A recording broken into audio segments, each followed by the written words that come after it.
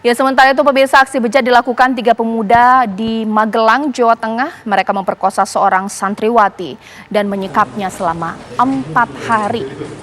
3 pemuda warga Kecamatan Windusari, Magelang, Jawa Tengah ditangkap polisi setelah melakukan tindak pidana penyekapan dan pemerkosaan terhadap santriwati dari salah satu pondok pesantren di Magelang.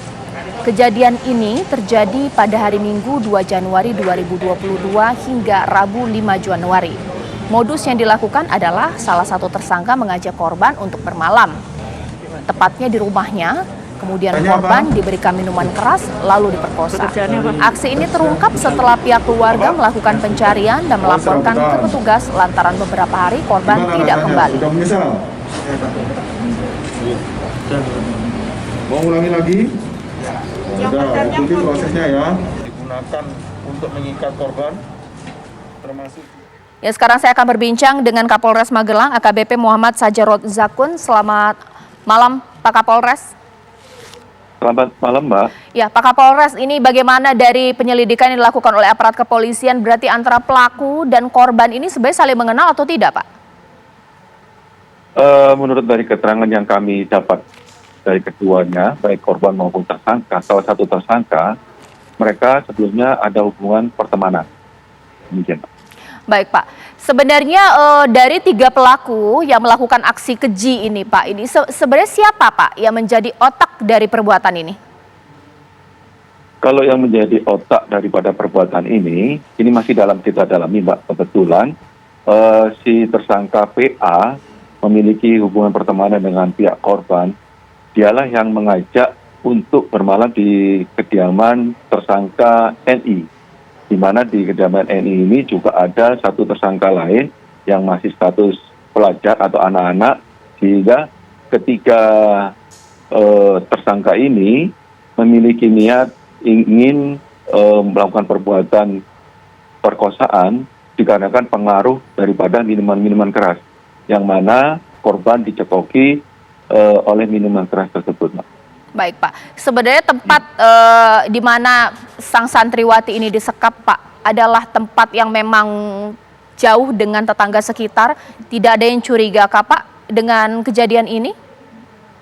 Dari keterangan yang kami dapat, bahwasanya di kediaman salah satu tersangka menjadi TKP, itu menjadi tempat yang biasa anak-anak muda untuk nongkrong gitu, Mbak. Baik, Pak. Perbuatan ini kan sangat-sangat keji ya, Pak. Sebenarnya dari ketiga pelaku ini, adakah mereka pernah melakukan perbuatan kriminal, residivis mungkin, Pak? Ya, dari keterangan yang kami dapat, pemeriksaan kami lakukan terhadap para tersangka, mereka baru melakukan perbuatan tersebut pertama kali ini, Mbak. Baik. Sampai pada akhirnya ini pelaku bisa diungkap, ini bagaimana, Pak, alurnya, Pak? Apakah memang keluarga juga mencurigai bahwa teman dari korban di sini yang menjadi pelaku penyekapan?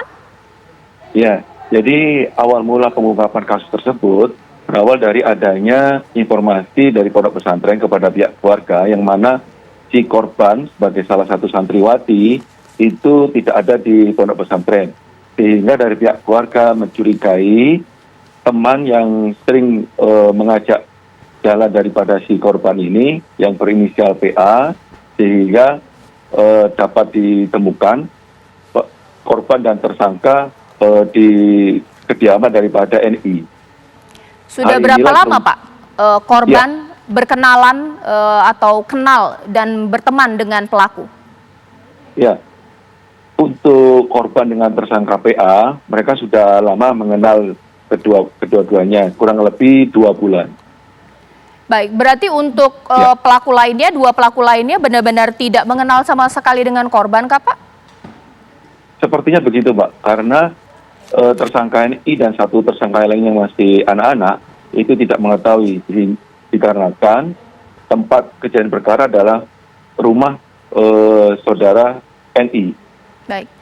Apa pasal yang dikenakan untuk pelaku? Bahkan salah satu pelakunya ini masih anak-anak umur 15 tahun, Pak. Iya, dari ketiga tersangka ini kami sangkakan yakni pasal 285 KUHP, di mana ancaman hukumannya penjara maksimal selama 12 tahun. Baik, terima kasih AKBP Muhammad Sajarot Zakun, Kapolres Magelang. Kita harap kasus ini bisa diusut secara tuntas dan pelaku dihukum sesuai dengan perbuatannya.